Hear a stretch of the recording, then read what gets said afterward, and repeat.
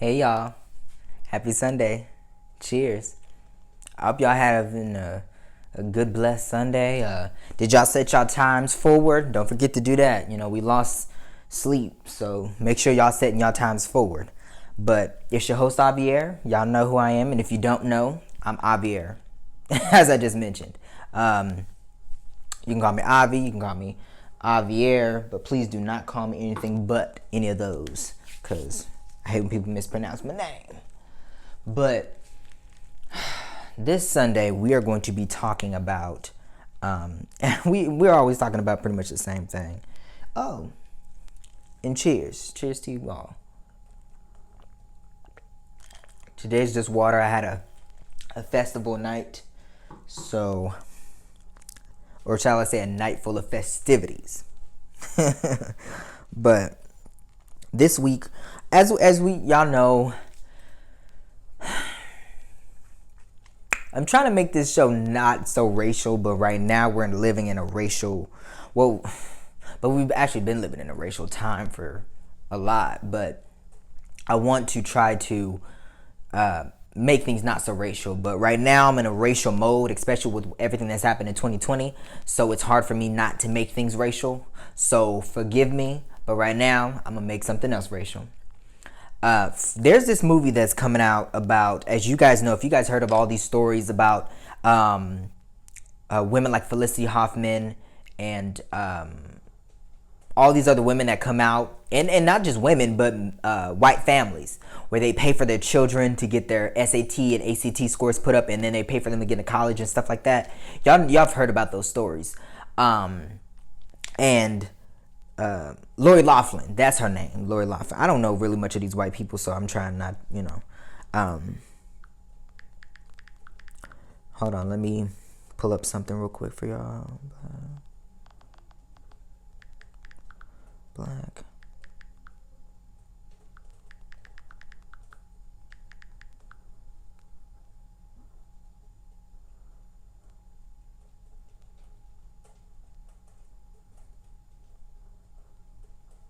Okay.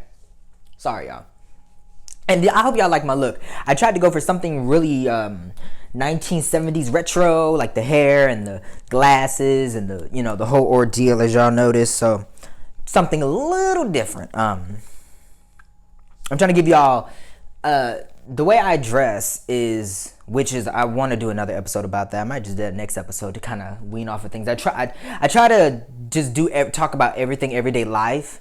But I don't want to always talk about things that are in the news or in the headlines, because to me that's important, because there's a lot of things that aren't in the news or in the headlines or in newspapers that don't get talked about. So forgive me, y'all, because I know a lot of the episodes have been just strictly about, everything like that. And y'all, I don't know what happened, but y'all kind of watching the last episode. White people really don't like blacks. There was a post made about that. And one of the guys, or if it was a girl that did it, said, "What is there to like?" I'm pretty sure y'all saw that on my Facebook page, which really pissed me off. And I was just like, "This is the reason why I do the show, because, I need this show is strictly for blacks people. Other people can watch it too, but it's mainly really to shine light on us, because we don't have shows or anything that just shines light. We always have something that has to do with crime or anything like that, and anything that basically degrades us, while they line their pockets because they get views for it." And so, back to what I was talking about. So, white people don't really like to lose. They really don't. That's what we're here to talk about today. And the reason why I mentioned Felicity Huffman and Lori Loughlin is because, as you guys know, like I mentioned, they're coming out with this documentary that's going to be on Netflix called the FBI. It's kind of like FBI Files, but it tailors specifically towards what has been going on with them investigating white people, because there's only been white people doing it, falsifying documents and bribing people with money, and heads of states and heads of charities and heads of boards of schools and colleges and universities and stuff like that to get their child into the best thing possible.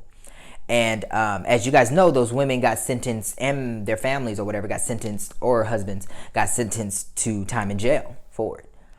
The reason why I'm here to talk to you, just to make this known. There's a woman, a black woman, that changed her address.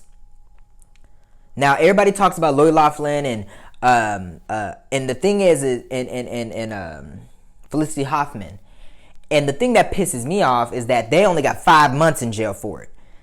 But this woman named Tanya McDowell was sentenced to 5 years after falsifying her residence to change school districts because she wanted to keep, if I'm not mistaken from the story, she wanted to keep her child in the same school, but she had moved, or no, I think it was, no, scratch that. I think she had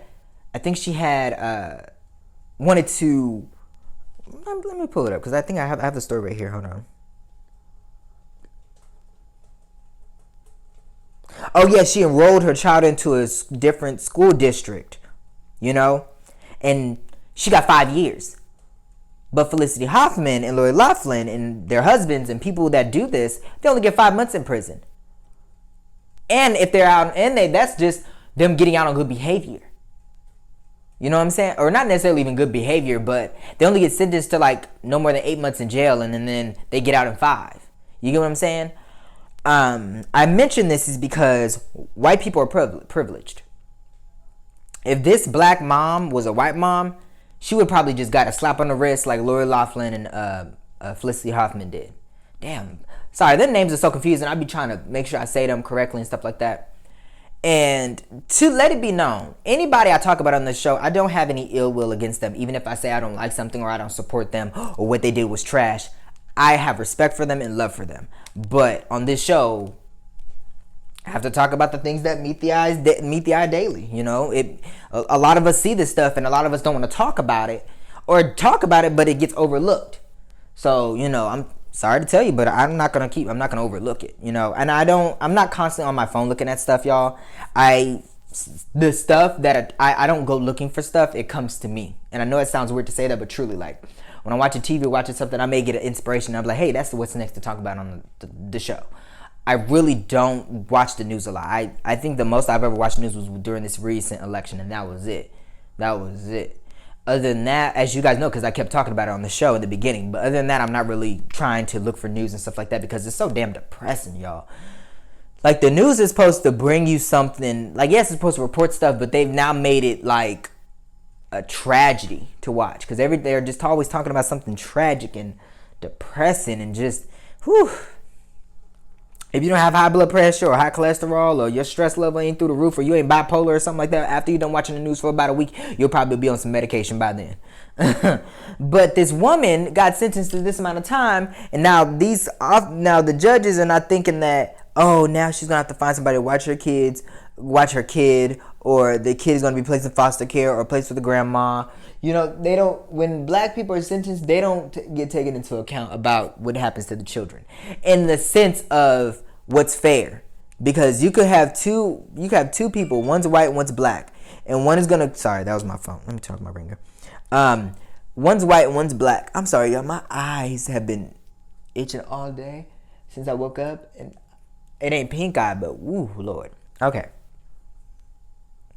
I woke up weird this morning because I felt like I didn't get enough sleep, but that was just because of the day that was because of the day I'm freaking out less hours sleep. Oh God, come on now. Come on, God. Come on, Jesus. Work with me now. It ain't even nothing in my eyes because I as my mom calls it, the boogers, the eye boogers, or the eye crust. But anyway, this woman, if it was a white woman and a black woman and they both did the same crime as this black woman, the white woman probably would have gotten a probationary period and 2 months in jail.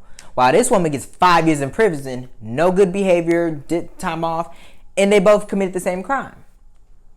You know what I'm saying? And I just wanted to highlight on that.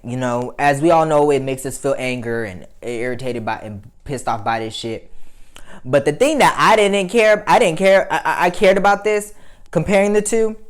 But the thing that I got pissed off about is that Lori Loughlin's daughter went on to, while her mama was in prison, went on to the Red Table Talk with Jada Pinkett. Hey, Jada Pinkett. Not sure if you ever see my show, but I'm not, I don't know if you will, but if you end up seeing my show, hello, how you doing? And I love you and Will Smith, but I got to talk to you. I didn't appreciate you bringing her on there.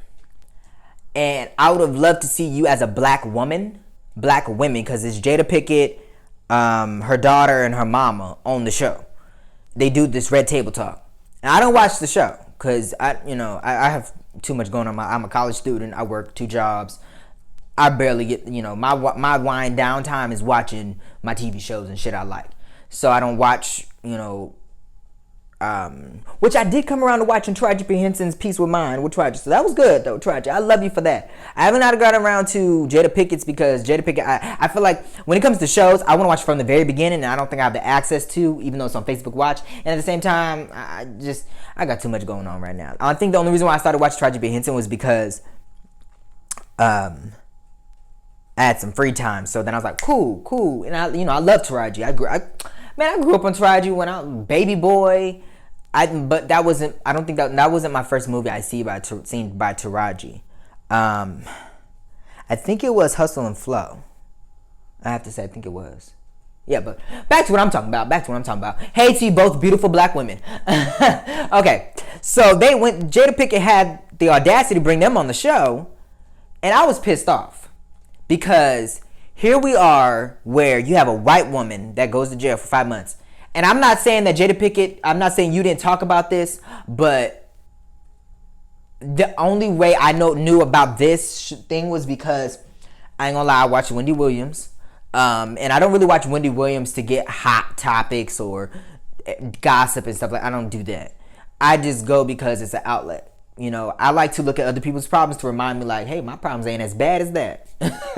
That's when I would like watch crime shows and stuff like that. It's to escape my reality into theirs and be like, you know what, they doing a little bit more than me, so worse than me. So I'm gonna go ahead and appreciate what I got, but to also kind of, I like it. I ain't gonna lie.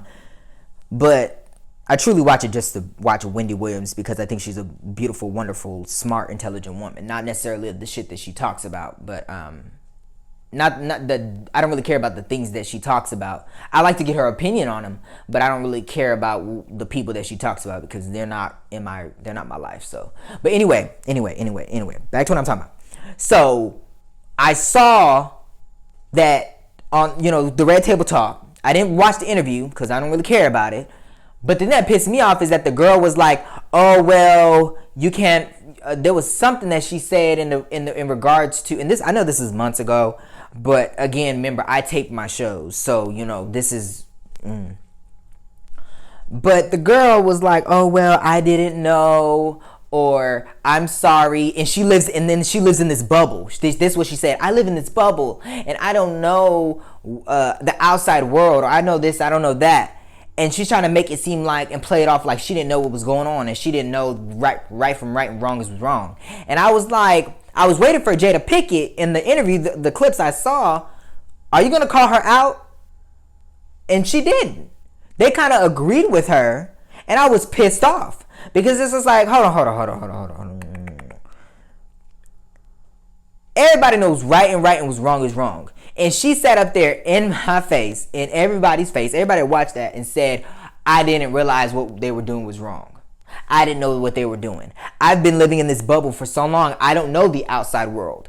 And people were giving her an excuse, like, what, she's right. She does live in this bubble where, she get what she wants. And it's like, we need to stop making excuses for white people. That's the problem. Now bump everything I'm trying to tell you guys and about the interview. It was more so about the whole gist of that I got from that is that we keep giving white people excuses. Because they do something, they commit a crime, and they can say, oh, I'm mentally ill. They can commit a murder. They can be a Ted Bundy and say, oh, I'm mentally ill now, so they go into a hospital. They can commit fraud, as her parents did, and she did too. So as you guys thinking that, and as you guys are thinking that, oh, she didn't know, she's a child, she don't know, she knew what the fuck her parents were doing. She went to her mommy and daddy and said, Mommy and Daddy, I'm not smart. I could not get into the school I wanted to get into. So I want you to go and put your money to good use. Go give them some dead presidents so I didn't get the score I wanted, or I didn't get into the school I wanted. So Mom and Daddy, can you fix the issue? Of course, sweetie, we love you so much. We'll do anything for you. See, the problem with this is white people do not like to lose. You know how the saying is not about how you fall, it's about how you get up. In life, God promised you hell on earth. God said, hey, you're going to have trials and tribulations. So why add more hell on top of the hell you're already going to receive? And not just that, in order for you to learn and have life lessons, you have to go through troubles. But this girl being white, oh, I don't know troubles. I don't know failure. I don't know this. I don't know that. Mom and Daddy's going to fix the issues for me. She's never going to learn in life. And she's going to grow up thinking she can go after life and get everything she wants. And she will for a long period of time. And then there's going to be that one spot in her life where she's going to know what to do. And mama, daddy, the white government, friends, family, acquaintances, whatever may have you, are not going to be able to help her out. Why? And then this time she's going to go frantic. She's going to go crazy because she does not know what to do, because it can't be fixed. Whatever that situation is going to be. But what I'm trying to get you guys to understand is we need to stop making excuses for white people, because they need to learn how to lose.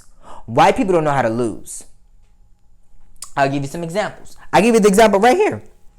The next example that white people don't like to lose. Where am I? Really? Y'all know I got my notes on my phone and I'm trying to. Okay. All right. The next thing is when they kill someone or do something bad, they try to cover it up. Like, if you ever seen and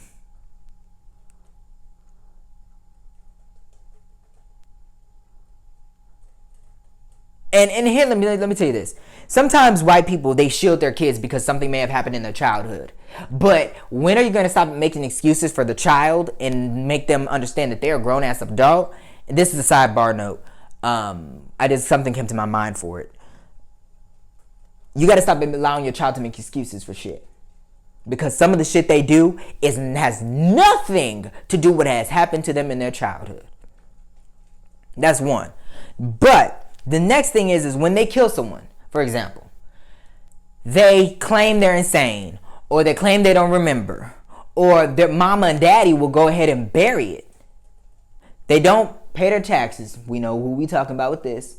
And they go through so much trouble to cover up their crimes, or they go through so much to cover up what they've done wrong, that all they have to do is own up to it, accept it, repent for it, or ask forgiveness, or say they're sorry and move the fuck on. Whether they said they're sorry and they meant it or not, you take them where you leave them, and you keep going out the door or whatever like that. Like, peace. You apologize, take it where you can get it, although they may not mean it. White people, they do so many, not just crimes, but they do things that are wrong, and they spend a lifetime trying to keep and cover it up. You know what I'm saying? They'll kill somebody to keep it hush hush. They'll bring these people in and get even in more dirt and crime and warfare than just admitting they're wrong, saying, hey, you know what? As a human being, I fucked up. As a man or a woman, I fucked up. I'm sorry. This is what happened. This is my part in it. This is what I did.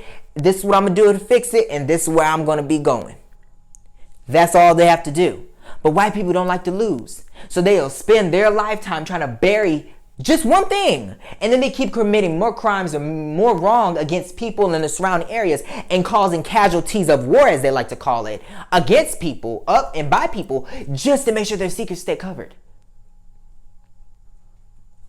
Or to continue to do what they feel in their mind is right, but they know it's wrong, and people are calling them out on it like it's wrong. You know what I'm saying? White people, you need to understand that the more you go down the road, sooner or later it's going to catch up to you. And you may not think of it now that it will, because you're in the midst of it, you're doing it, and you've been sliding by, or by the hair, by the skin of your chin or whatever, you just sliding by. And there's been those moments where, and here's what white people will do.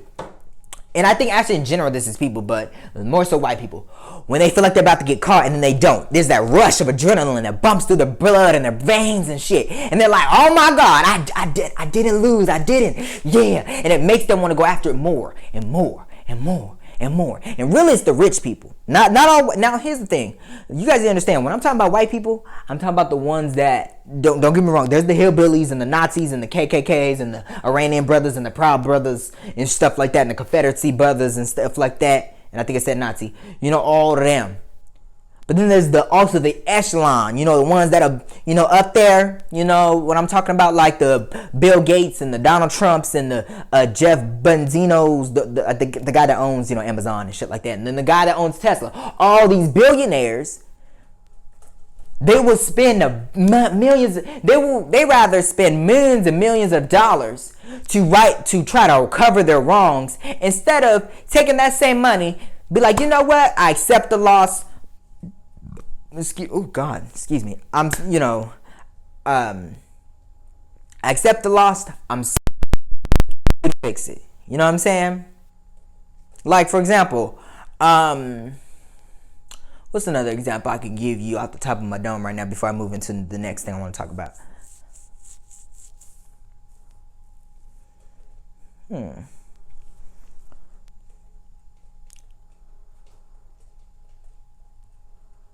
Damn, I can't even think of one. I kind of had one, but I was trying to piece together.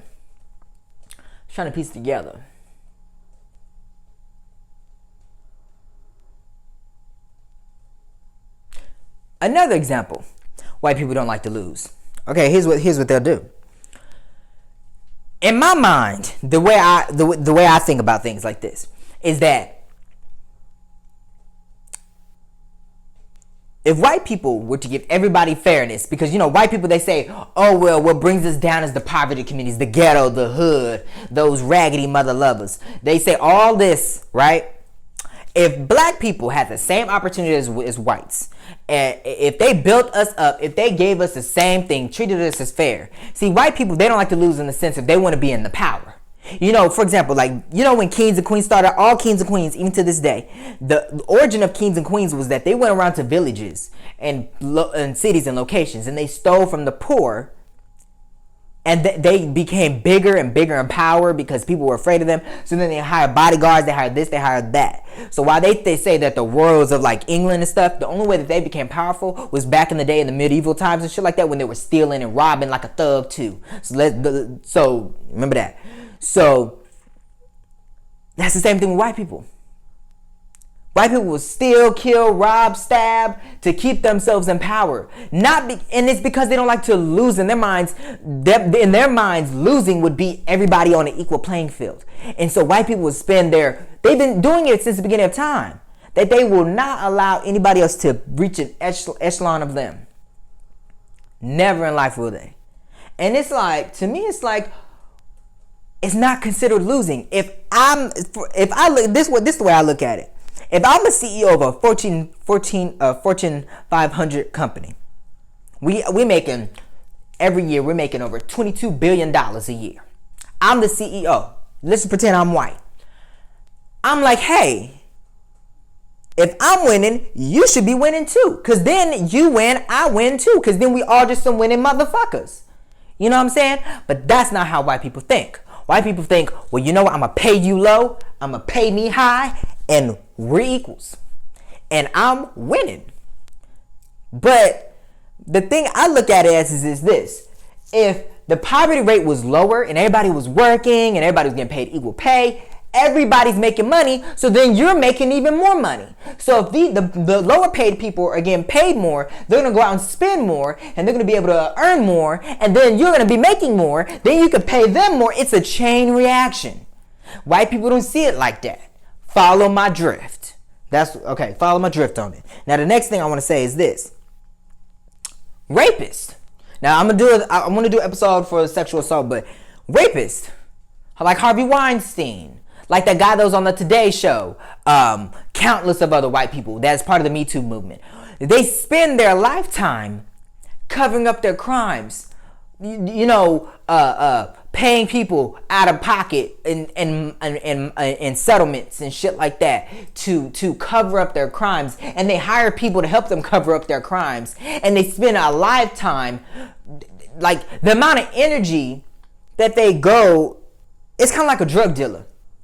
A drug dealer will have cut dope here, have money going here, weighing it, hiding it from the police, running, doing scheming, going down to Tijuana, getting the drugs, coming back through the Mexico border, doing all these little things. If you went all the energy that it took to cut the dope, weigh it, measure it, make sure you have something going here, make sure you have something going here, making that dude sure, make sure that dude gives you your money, make sure he's not cutting you short, making sure that's going, making sure the money is right and you count out the money, make sure all the money is there, making sure you got the guns in order, make sure you got this going there, make sure you're paying your supplier on time, make sure your supplier is giving you the dope on time.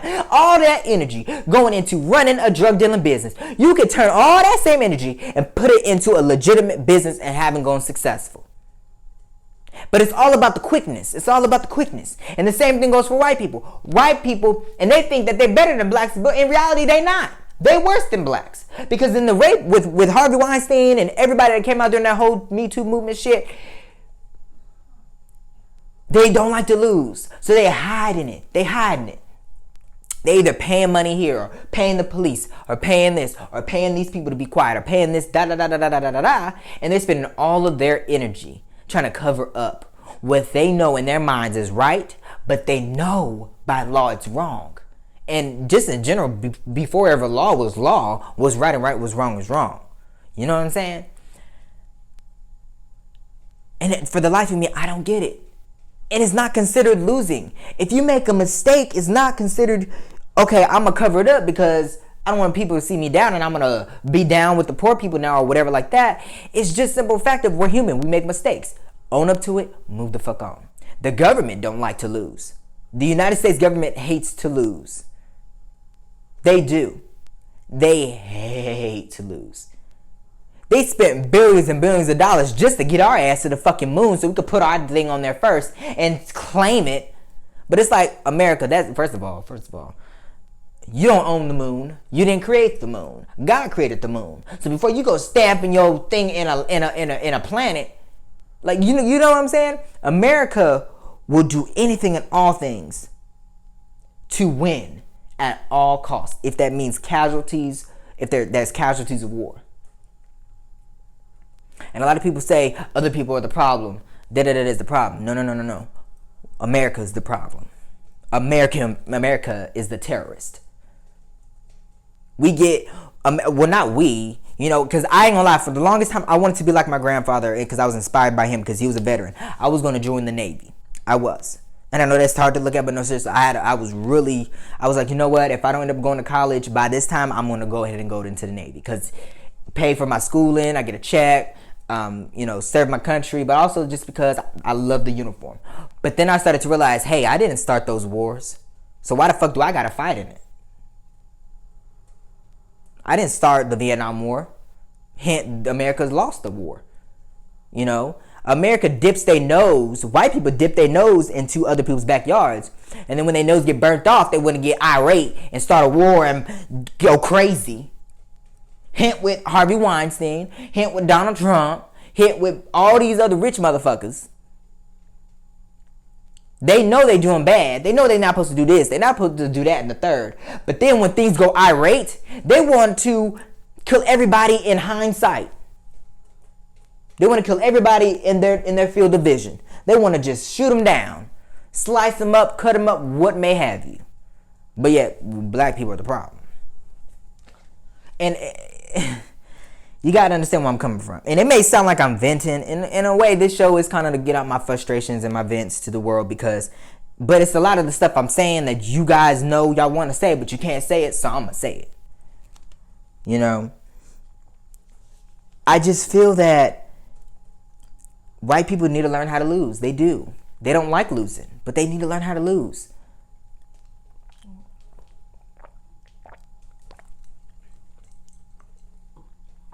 If, the resources that America has, are grand. The resources that white people have are grand. But they don't use them wisely. You know?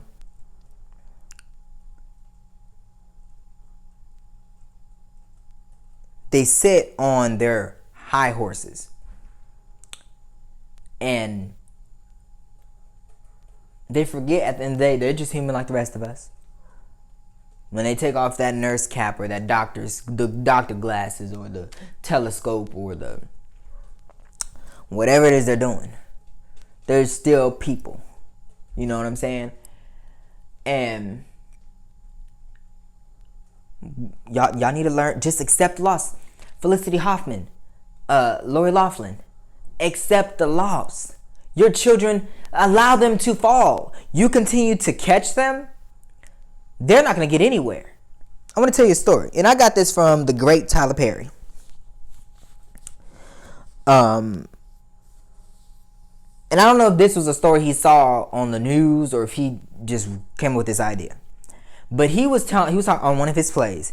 He said there was a bird, birdies in a nest, a mother in a nest. The mother would throw the bird out of the nest. He couldn't fly. But before he would hit the ground, she'd come there, swoop him back up. Then they'll put the feathers and the leaves and stuff in there to let it get comfortable. But then the birdie would be in the thorn, be uncomfortable and everything like that. But then he would not leave, so she would throw him out the nest. And he'd be just flapping. And both times. This the first time he flapping. He gonna hit the ground. She gonna go down and swoop him back up. Put him out of the nest. Then she gonna go kick him out again. He flapping. By the second time, he's still flapping, but then she go down and swoop and pick him back up. By the third time, she threw him down. The baby start flying. You know what I'm saying? You gotta allow your children to fall. It's okay to catch them every now and then, or right before they're about to hit rock bottom. But Felicity Huffman and Lori Loughlin, your daughters and your children are not reaching rock bottom. They don't even know what rock bottom is. Allow them to fall. Allow them to fail. As humans, we're all going to fail at something. I can tell you I just recently failed a couple of things in my life just these past couple of months. And I can tell you that. I can give you a list. You know what I'm saying? In life, your children are going to fail. In life, people are going to fail. Accept it. It's being a human. If you're not failing, you ain't living. Because you're not building the armor. You're not building the understanding. You're not grasping what it is to be a human and what it means to fall down and get back up. You know, if you're going to always be there with the A&D ointment, how are they going to know how to treat their own scab wounds? You know what I'm saying? Allow them to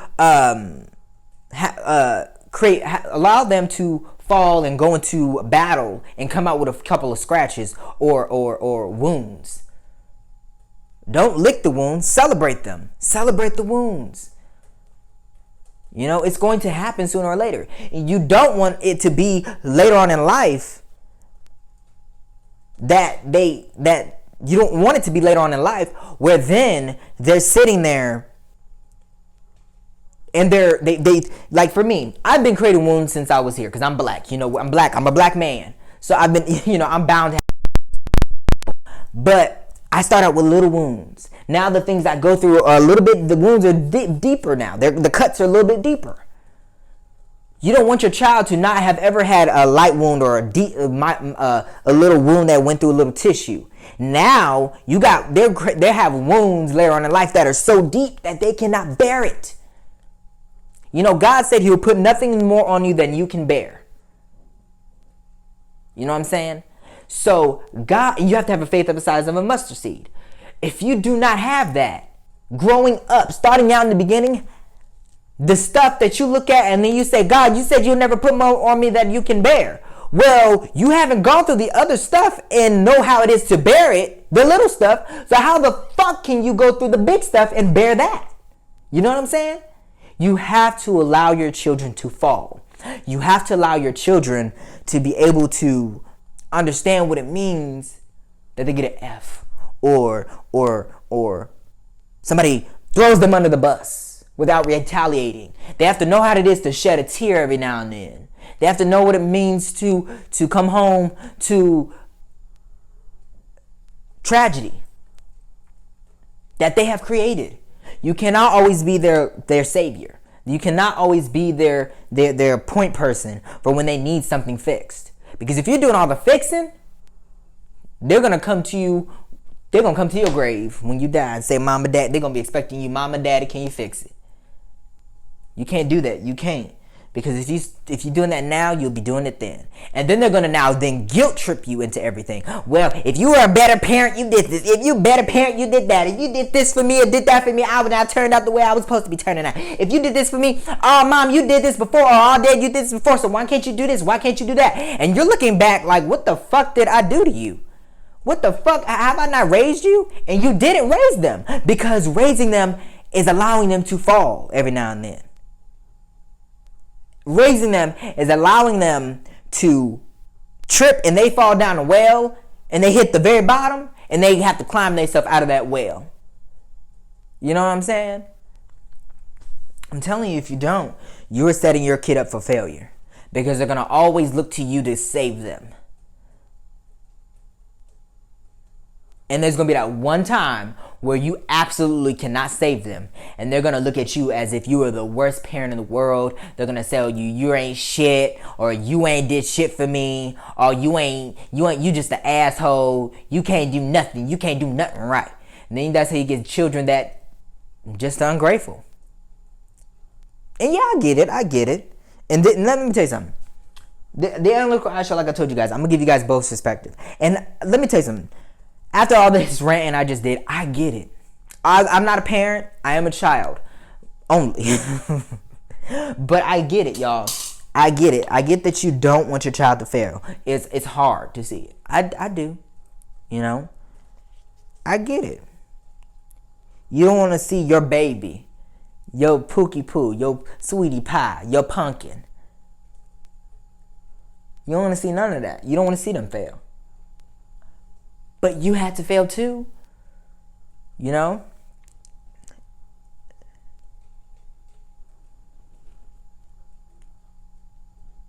We are all humans.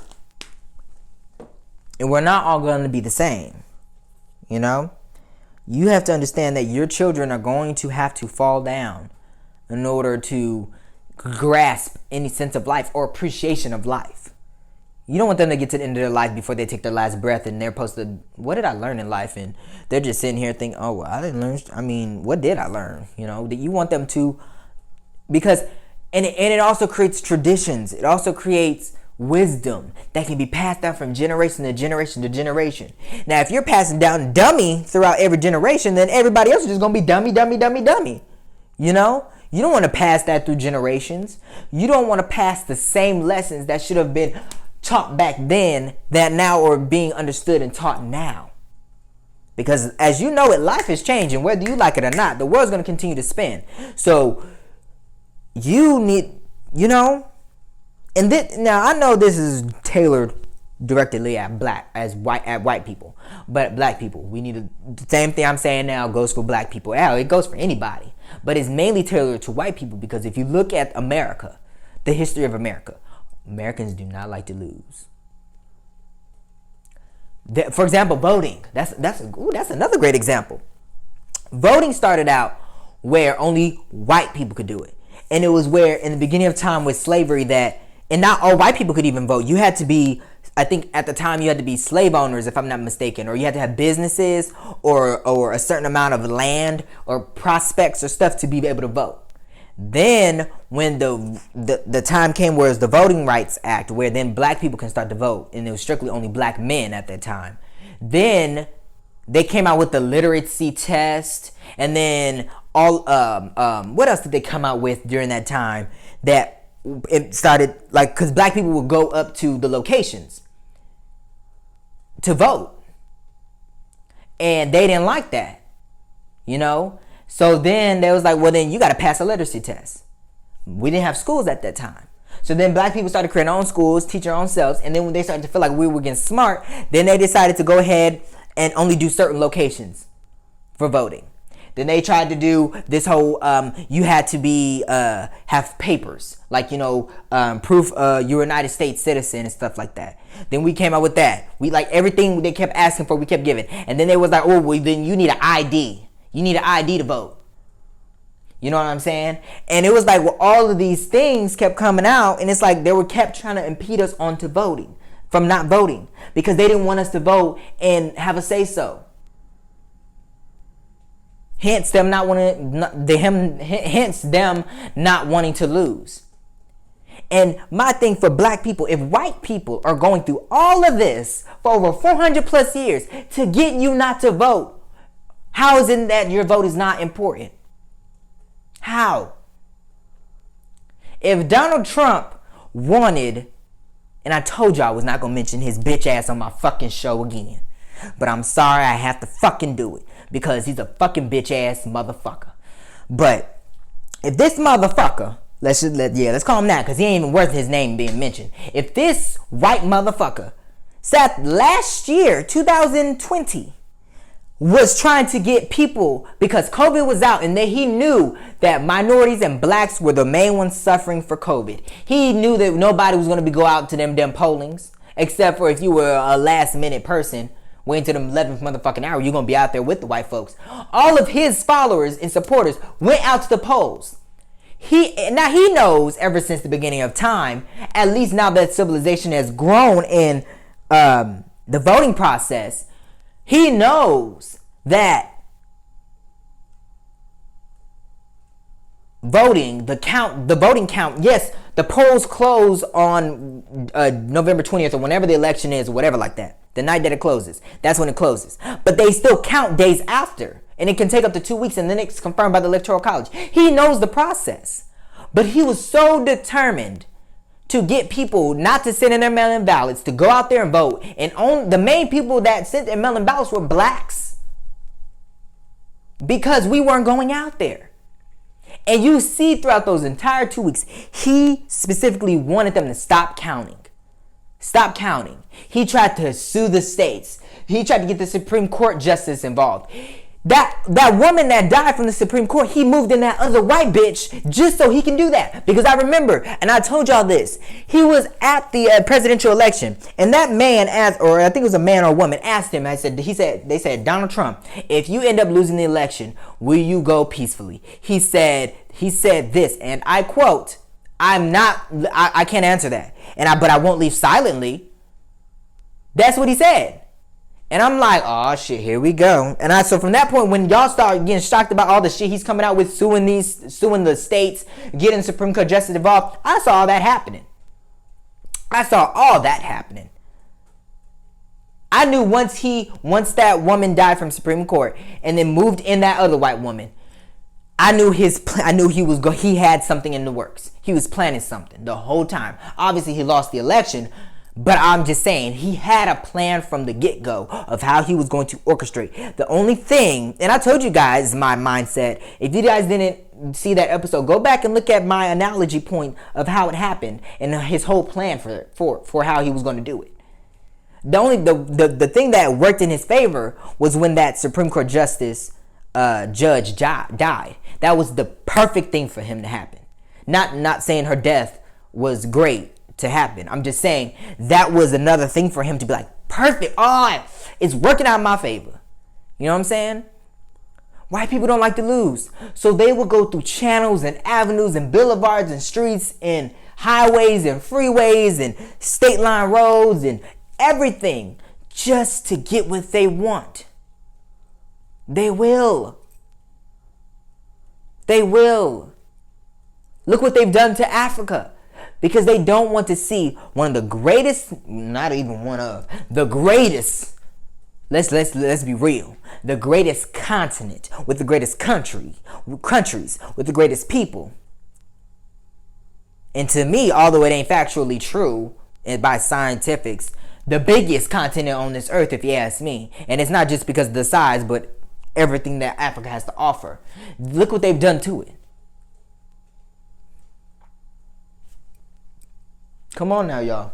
Let's get with it. Get with the program. You know, we have to understand that We need to stop making excuses for white people. Hold them accountable. Hold them accountable for what they do. You know what I'm saying? Hold them accountable for what they do.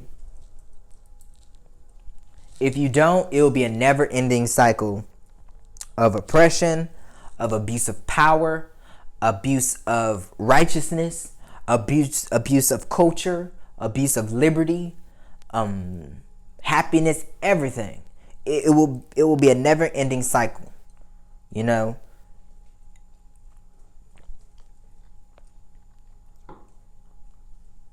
And this is the last thing I'm gonna say. You can't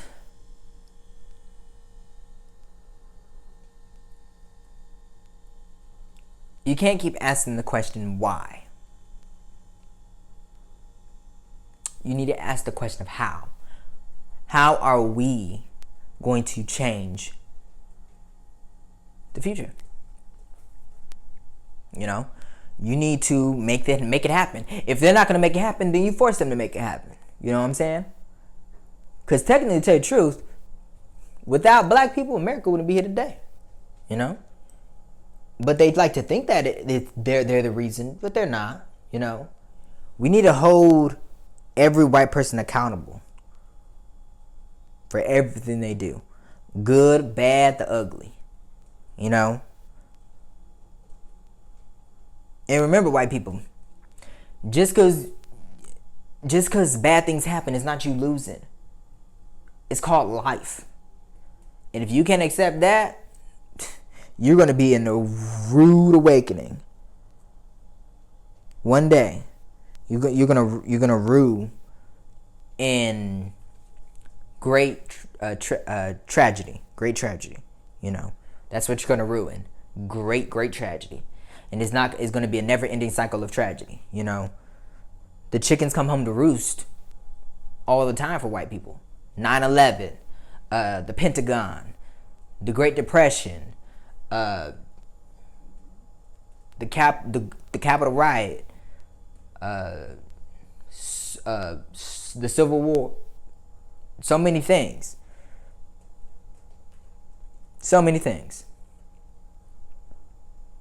It's coming back to bite you in the ass. So accept the loss, accept the failures, respect it as such, learn from it, and move the fuck on. You know? But remember, it's not you losing as a person. It's just called life. What makes you lose is if you don't learn from the loss and apply it to your next situations and task and things you have to deal with later on in life. You know what I'm saying? But remember, it's up to y'all. It's up to y'all. But it's up to us black people. Remember, y'all, hold them accountable. Make them hold themselves accountable. It's required of us. If we don't, then what the hell we doing? If we don't, what the hell we doing? You know? Black people, we hold each other accountable for a lot of shit. Let's hold everybody else accountable. Force them to hold themselves accountable as well. But I love y'all. I thank y'all so much. I hope to see y'all next Sunday. Next Sunday, we're going to be talking about the net worth of black people. And I hope to see you there. I thank y'all so much for watching the show. You can follow me on Facebook, Instagram, and Twitter at Avir Vassal. You can follow the Analytical Eye Show on Facebook and Instagram, and on Twitter it's iAnalytical. And again, the website, it's still in the works. It probably won't be out till next year, but it's okay though. I'm still working on it, y'all. And I hope y'all have a blessed Sunday. Make sure y'all get some rest, and let's start this week off right with everything in the world as it's going crazy. Hopefully y'all get your stimulus checks and your taxes. As Biden signed the order. I know there's a lot of issues going on with that, but be just happy that you guys are getting the $1,400, y'all. You know, stay safe. Stay in these motherfucking masks as these fucking governors and states are opening back up 100%. You know what I'm saying? And I don't feel bad for any of y'all that get COVID and die if you don't want to wear your mask and take the proper protocols and precautions. And even the CDC said something about now you don't have to wear a mask around people and shit like that. I said, if you stepping foot in my house, you wearing a mask. I don't give a fuck what you say. Hand sanitizer, wash your hands. And if I hear one cough or sneeze, your ass back out that damn door. But cheers, y'all. Happy Sunday. Stay safe and well. Peace.